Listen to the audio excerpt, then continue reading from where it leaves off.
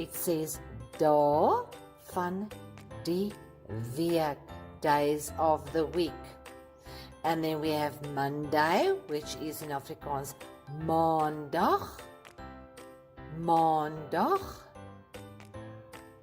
Tuesday is dinsdag, dinsdag.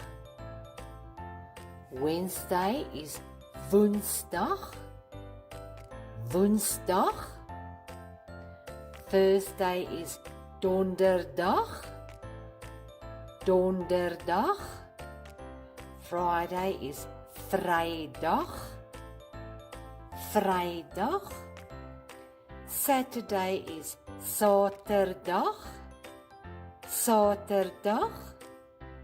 And Sunday is sondag, sondag in Afrikaans.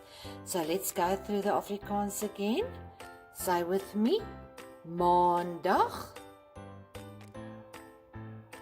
dinsdag, woensdag, donderdag, vrydag, saterdag, sondag. Well done, guys.